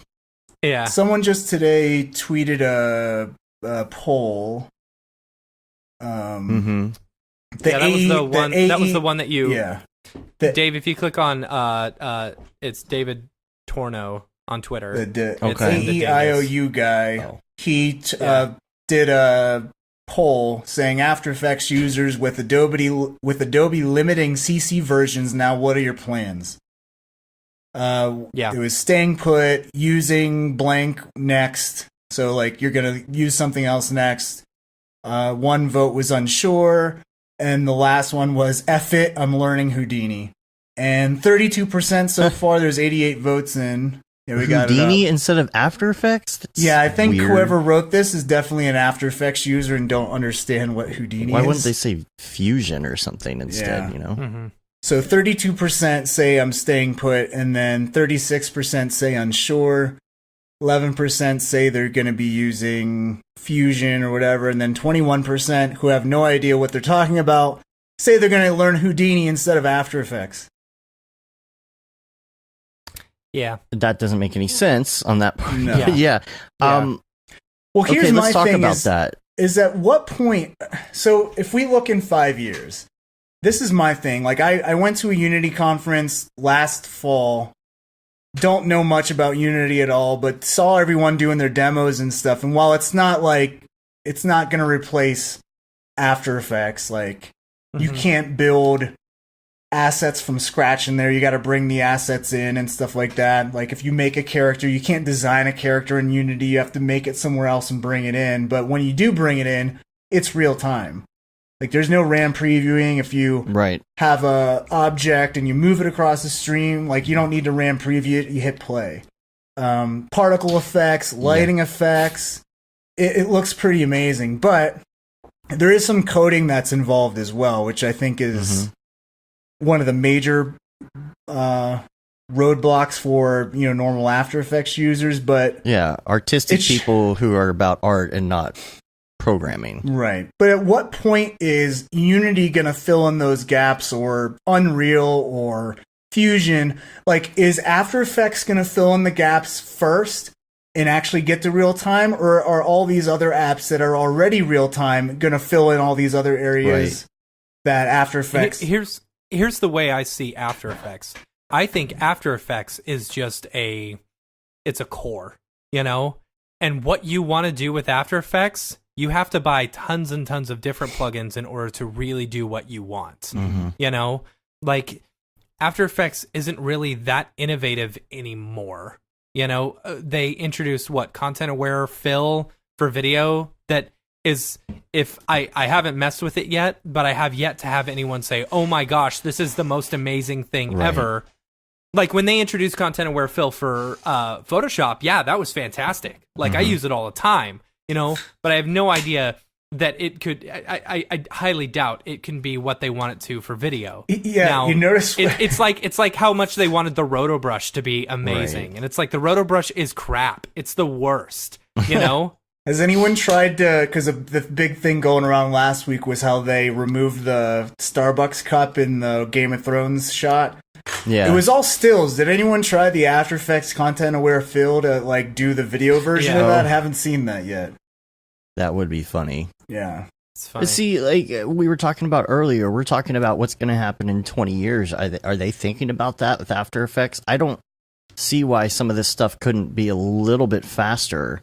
Well, if After you can bring Effects something even into, exist in 20 years, it would be segmented in all these different little apps. That's like what Adobe loves to do, is make an app that does this specific thing, then make another app that does this specific thing, and then they kill it. Like Mixamo, we're gonna buy that, we're gonna kill it, then we're gonna do what's the one where you can build all the characters? Character animator? No. It's the one where you can just literally build a character, and then you can rig it in Mixamo.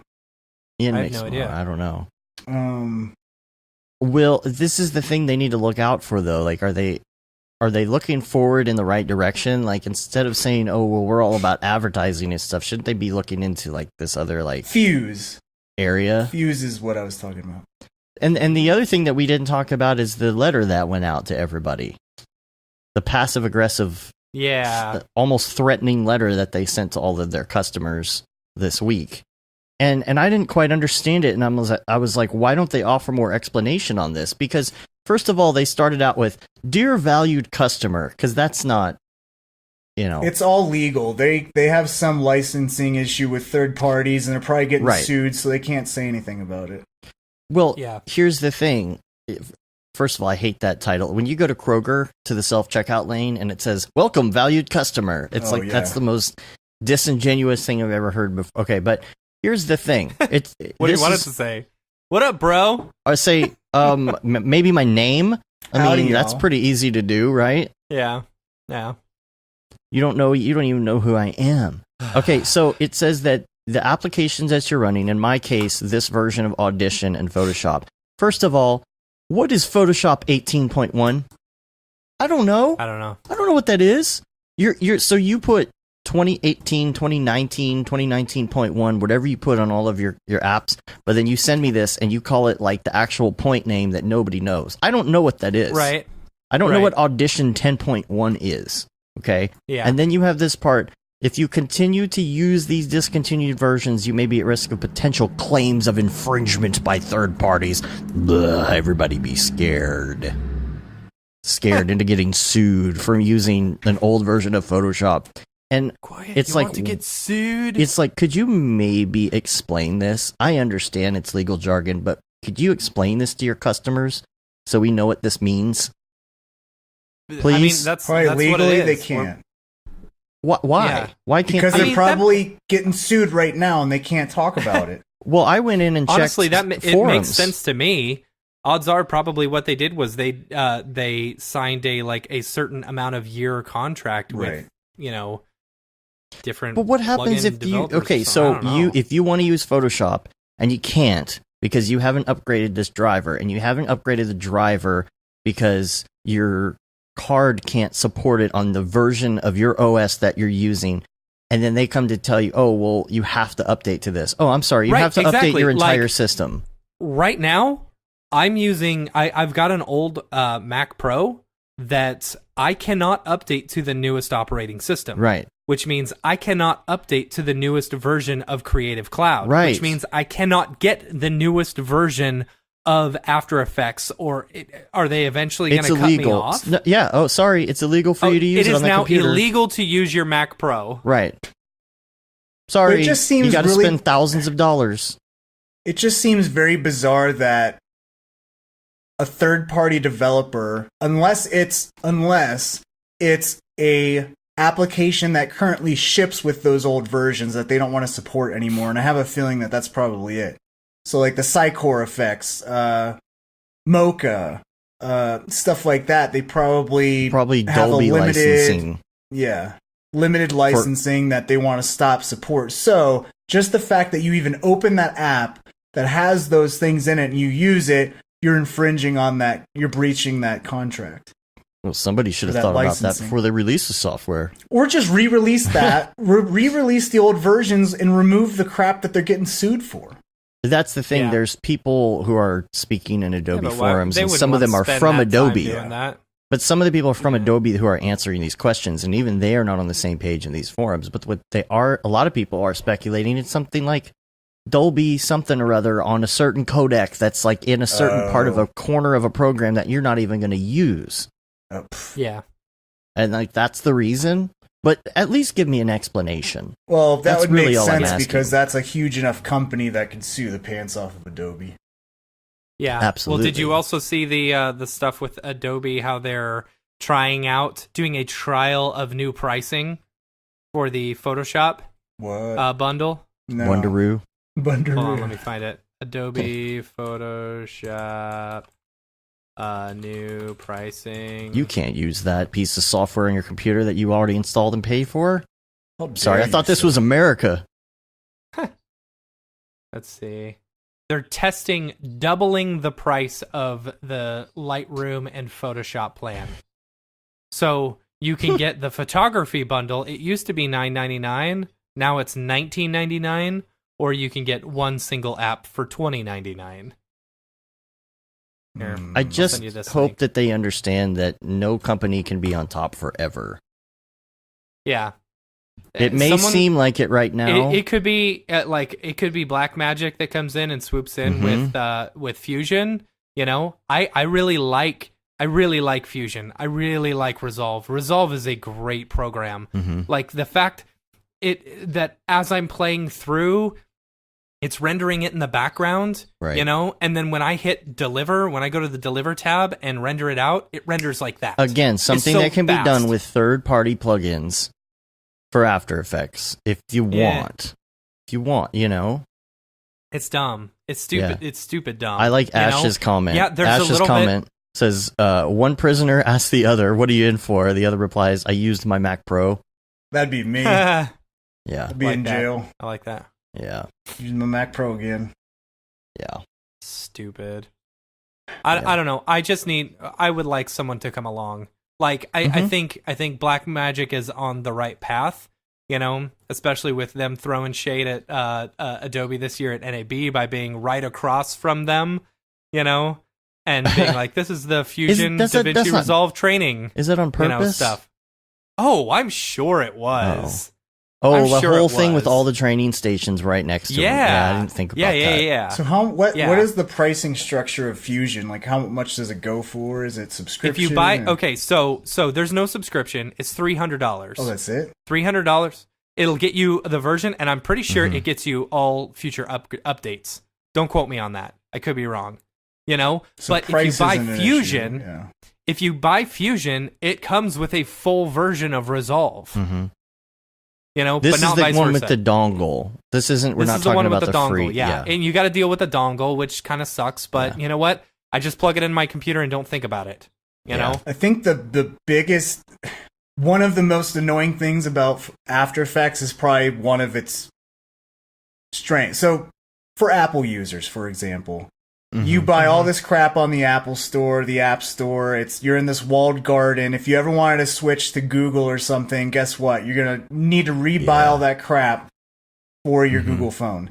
I think that's the same problem a lot of After Effects users are going to have to deal with when they want to switch over to Yes. Fusion. Like, number one, even I'm having the 100% same with you. functionality and the plugins that you're used to, like Fusion from the get-go has to have something like Particular, probably even better, you know?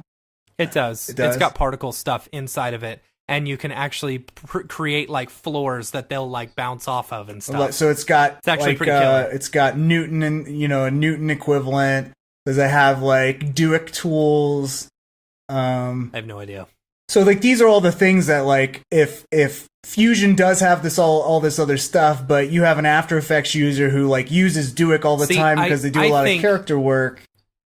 I don't think you're gonna get the same type of like 2D flat looking stuff.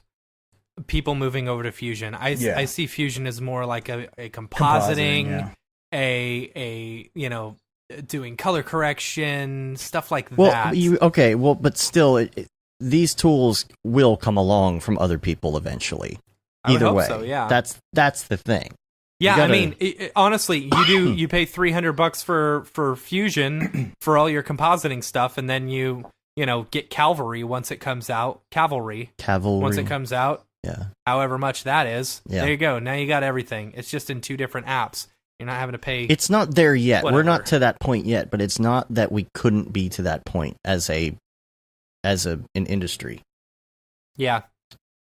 It's not I that don't it know. couldn't happen. It's not that things. I mean, titans can fall. Right? I would love for some more stability in Adobe's RAM preview. software. That's the RAM thing. They wrote preview. something the other day, and you and I both on our personal Twitters was like, "That's really cool, but can we get RAM preview to work now?" Yeah.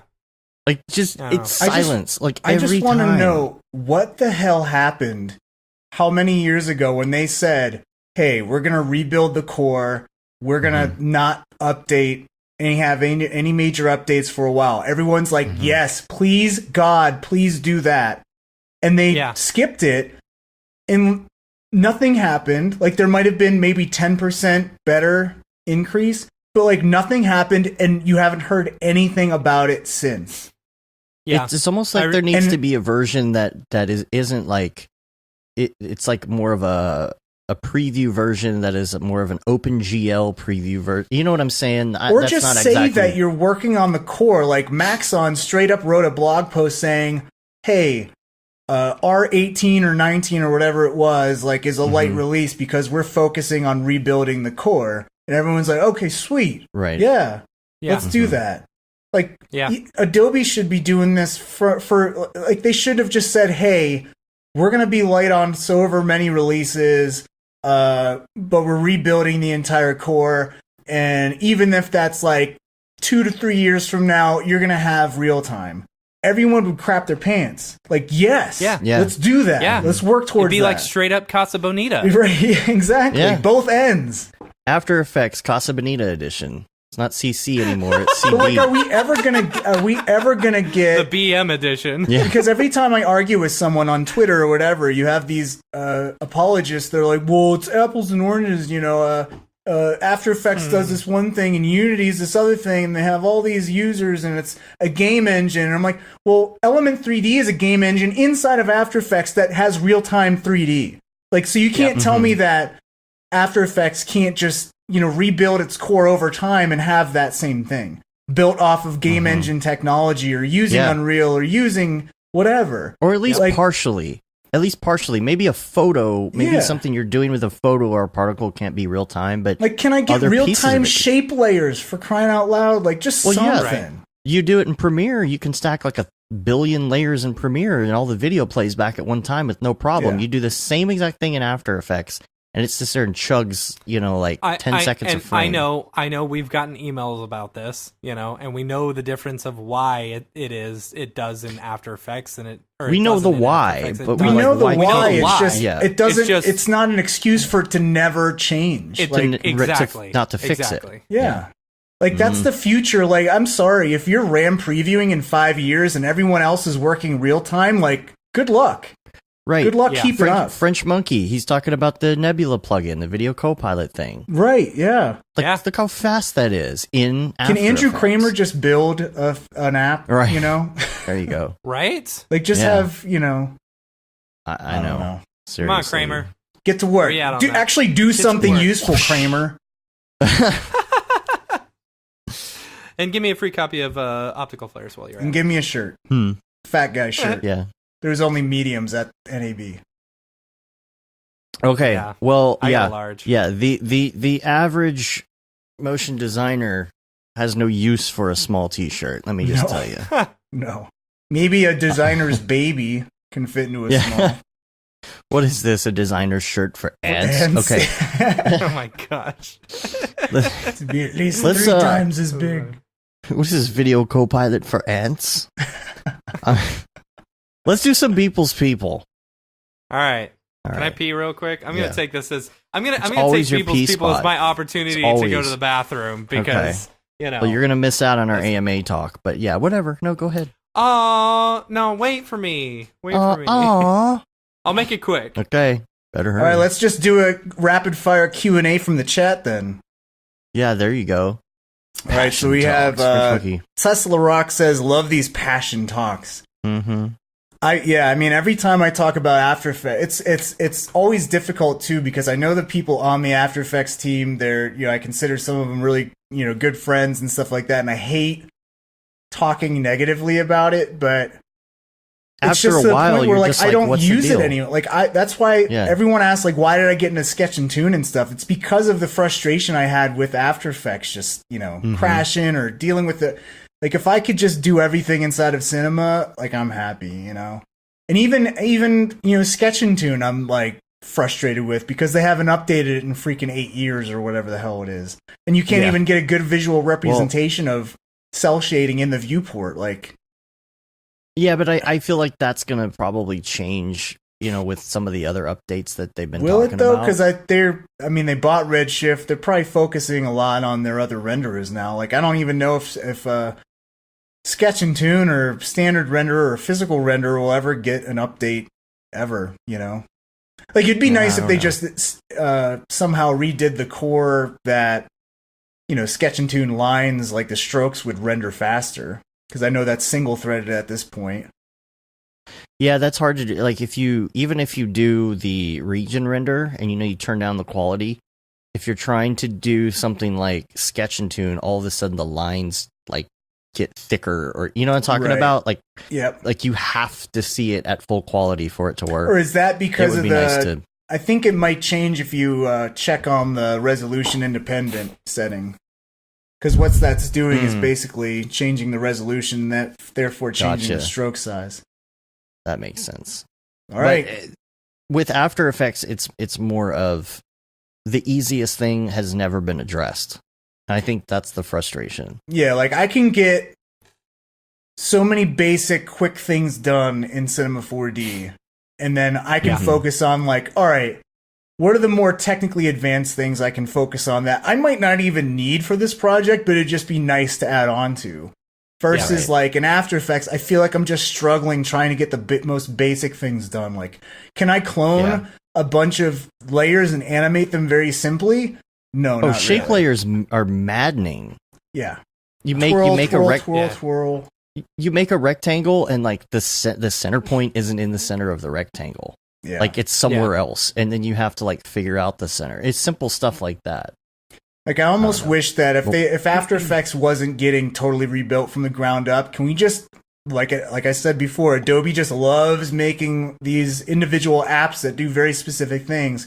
Can we just have a Toon Boom spinoff that just is made for 2D animators that has no particles, no compositing stuff? Just give me the ability to animate efficiently, and so kind of like Flash. So yeah, but not as crappy as Flash. Not crappy Flash. So Matt's back, but that's real time. Hello, I'm back. Everything come out all right? Yeah, it wasn't a Casa Bonita. Okay, good. Just one end. Just Casa Bonita, yes. All right. People, where'd you get that people, what's up with that guy? Let's do some Beeple's people. The first one, get out your Beeple viewer of choice, first of all. Yes. Beeple viewer of choice. I guess, let's talk about the AMA first real quick. Let's talk about the AMA. This was awesome. It was so good. Okay, so if y'all have not had a chance to go read this, go read it. It's on the Cinema 4D subreddit, so reddit.com/r/cinema4D. EJ, have you gone through it and read it? Yeah, I've read through a bunch of it. Yes, that's right, because you were on. Yeah, he answered giving him my crap beer about question. why he drinks Corona Light. Yeah, piece of crap. What about Corona Light? He's double fisting Corona Lights at NEB all the time. I'm like, dude, try a real beer. I gave it him IPA. He took one sip. He's like, what is this? This is awful. I can't drink this. Oh, man. I was like, that's an actual beer, man. Oh, you don't like the beer or the render engine. Strong. It's 6%. Corona's 3. That's why.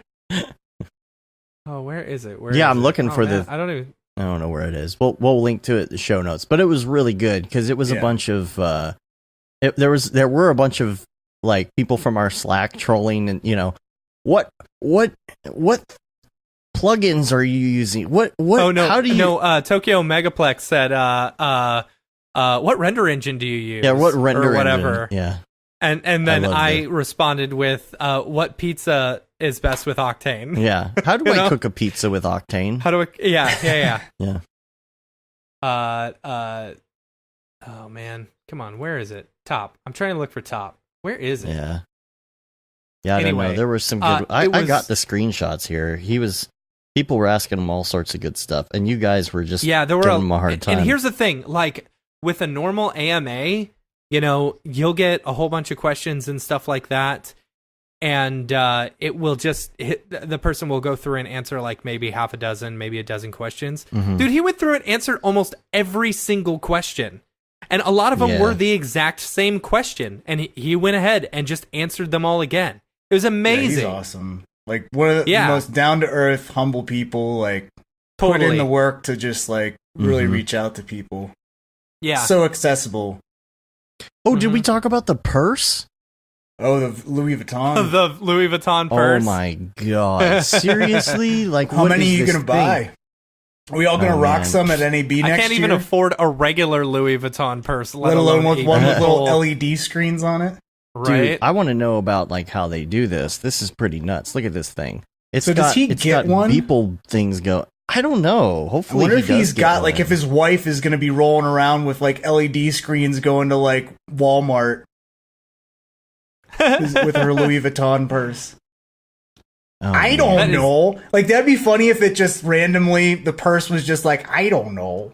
It looks. I love that during the AMA, like he would say, "I don't know," At one point, there was one question. I was like, "Dude, I can't help but read this in your voice." Yeah. Right. After hanging out with him for a week in Come on, in Vegas, bro. like you just hear everything that he says in his voice. Bro. And he's like, "I don't know." Come on, bro. It's great. Yeah. No, there were some good ones in there. What are you listening to these days? He gave us a shout out. I asked, what's your favorite podcast and why is it the Mograph podcast? Tokyo Megaplex said, "What software do you use?" And you said, "How do cook pizza with Octane?" Yeah, what was his answer? He said something like Chrome on the GPUs. No, he said it's everybody was asking, what software and all that, and he said mostly a modded version of YouPorn. Right. It's definitely worth going to look at. Go read through his responses. There's some really funny stuff. There's some really like good, just great answers to some great questions as well. So yeah, his a lot of his answers came down to basically just do the work. Sit down, do the work. do the work. Buckle down, do everydays. It's all to him. His everydays were all about learning. You know. And getting to know the software better and better and better and being more fast and more efficient with it. And that goes back to the whole day rate thing that I was talking about. The more you learn and the more you know, the more you can charge. The more you know. Anyway. Yeah. EJ gets it. All right, take out your Beeple viewer of choice. Let's go to May 8th, year of our Lord 2019. This May is 8th. False Idols. Bam. Look at this. This reminds me of Valhalla in Halo 3. There's that dude again. On each side. Yeah, there's that guy for scale.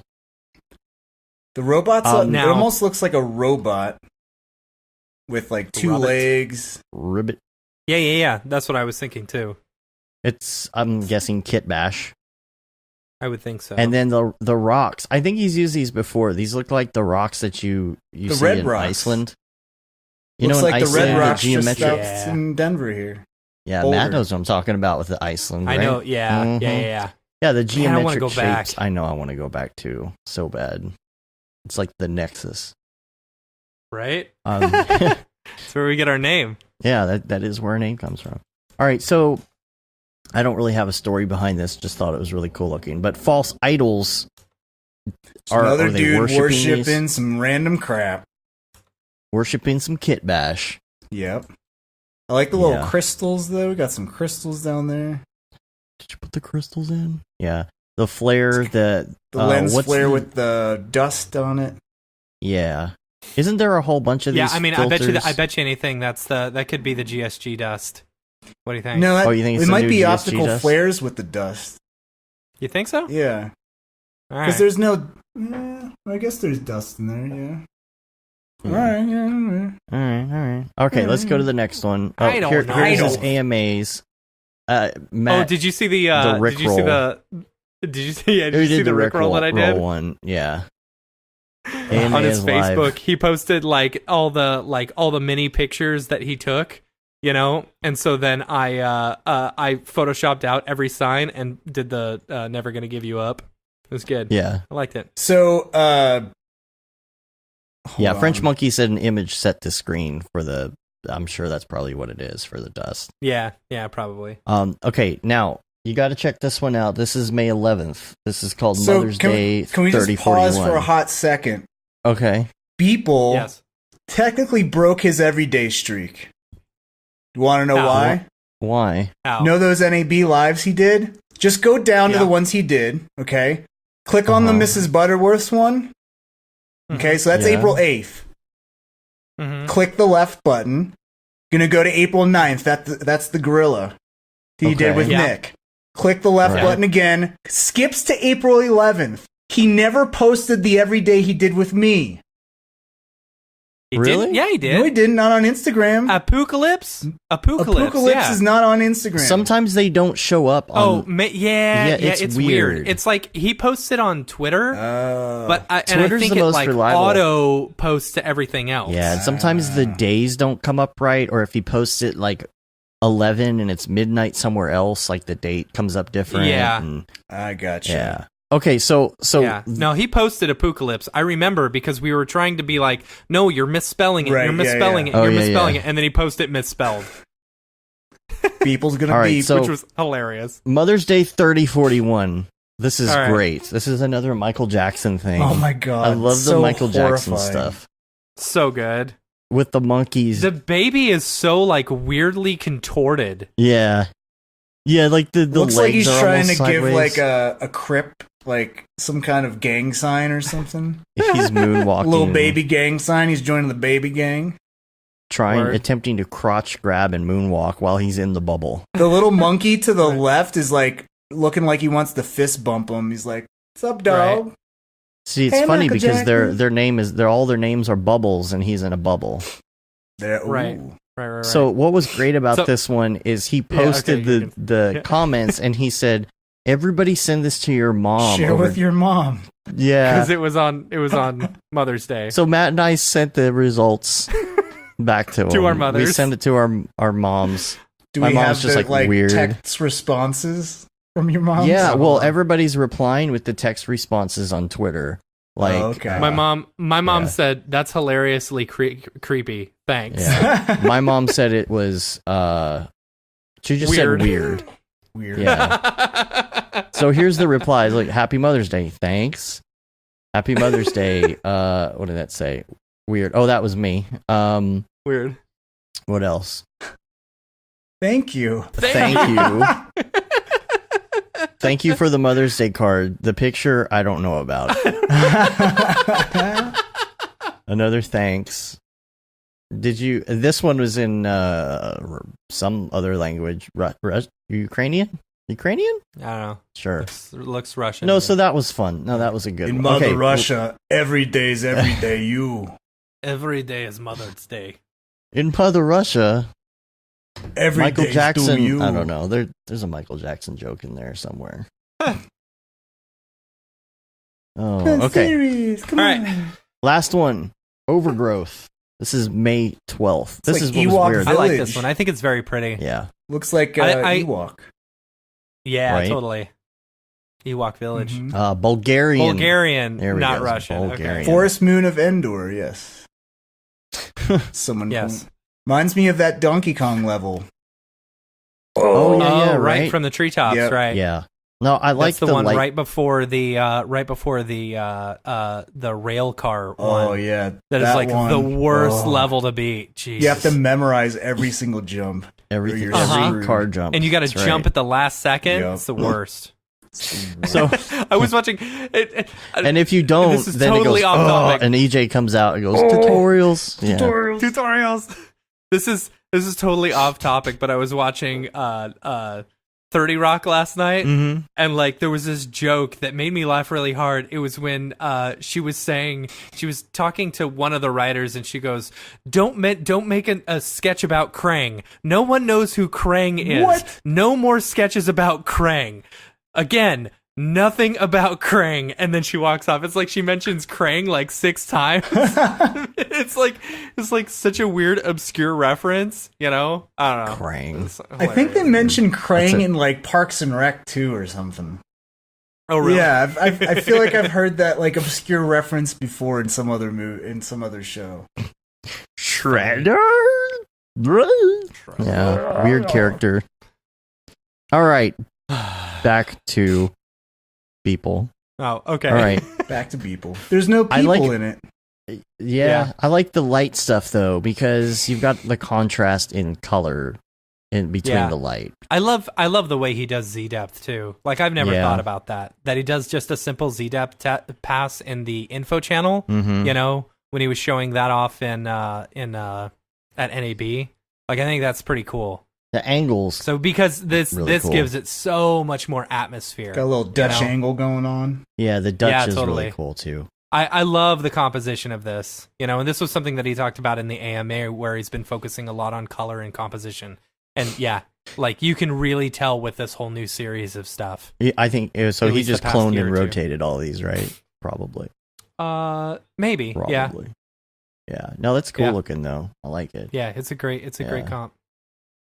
Anyway, Robot Penguin, which is an awesome name. It says Beeple is the only one who does everydays that don't look the same. Yeah, I like how some of them get kind of iterative, but I love how he just randomly throws in like a sketch and tune curveball or something completely different. But it's funny because I'm getting to the point where I'm scrolling through Instagram and I'll see something and I'll be like, oh, that's Beeple. Oh no, that's someone else. Like doing their Beeple impression kind of deal.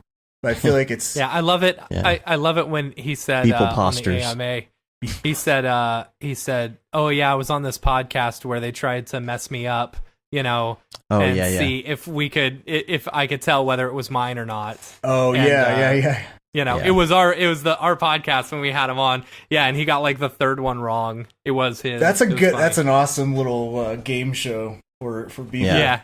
Yeah. I got some game show stuff planned, by the way, for upcoming episodes. Yeah, we're talking a whole like virtual set and everything, so it should be pretty fun. Yeah. All right. So are we gonna try to do a live stream sometime when you guys are out?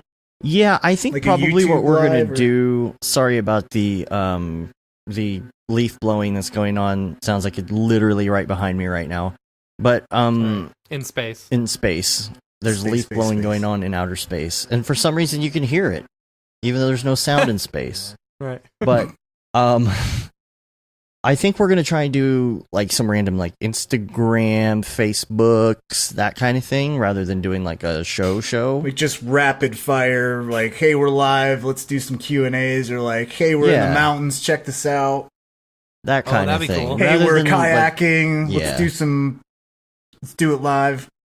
Yeah, because besides like going to the actual meetup, like I don't want to drag gear, like a whole bunch of gear around and like worry about that. I think it'll be fun to kind of do these like spontaneous things. So on all of our channels and things everywhere. Yeah, so stay tuned. Wednesday through Saturday, we'll just be randomly going live and tweeting it out, and come say hi. Cool. Word. Cool. All right. Well, man, I got to finish up some client work so that we can go have fun in Colorado. So I know I got a lot of crap to do. Picked up a new project, by the way, Dave. Oh, nice. Yeah, it was the same. So we just did a job where I was sticking a dude's head on his kid. He's got another one. I'll let you do that. Can you just do it with deep fakes and not worry about it? Yeah. Right. Yeah. All right. Well, EJ, if people want to find you, iDesign.com, and I design everything, right? Yep. Instagram, Twitters, Facebook.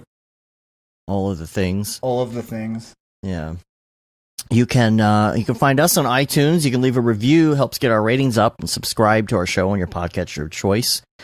You can subscribe to our newsletter as well on the site. You can say you've been there, done that, got the t-shirt with the Mograph logo tee, Paul Babb, Feel the Bab 2020 shirt. All the profits from that go to Doctors Without Borders. And then the Render Things shirt, hoodie, and long sleeve tee.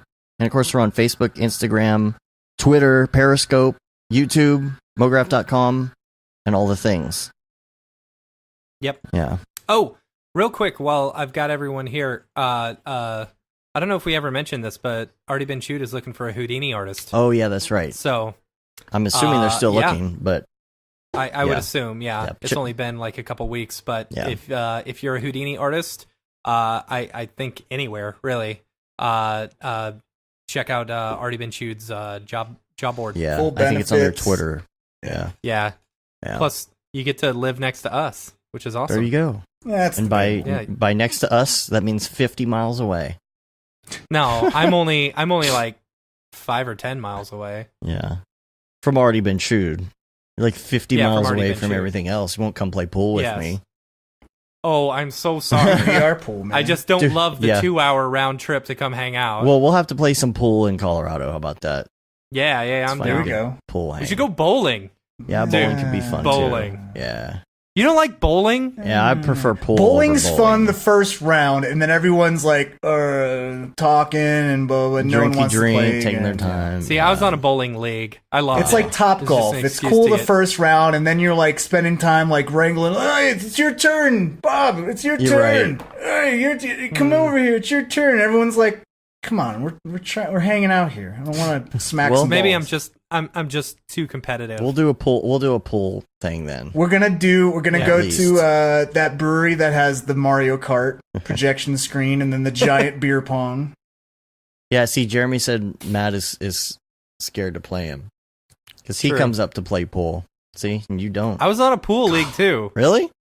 All Yeah. right. All right. We're gonna have to throw down. I this week. actually play pool left-handed. I'm Really? right-handed, but I play pool left-handed. Yeah, We should have a little mini pool tournament. Yeah, I think it'll be fun. fine with me. Yeah, we'll have to have a bet too. We'll have to have some stakes. Makes it more fun to Like play. Steaks. Like meat steaks. No, All right, Jeremy taught me that. let's get out of though. here. Steaks I'm gonna make eat. it I'm better. gonna eat lunch. I'm gonna All right. have some chimichangas. All right. Chimney changas. All right. Well, we're gonna get out of here. Till next week. I'm Dave. And I'm Matt. I'm EJ. Have a good one. Later, yo. Bye, everybody.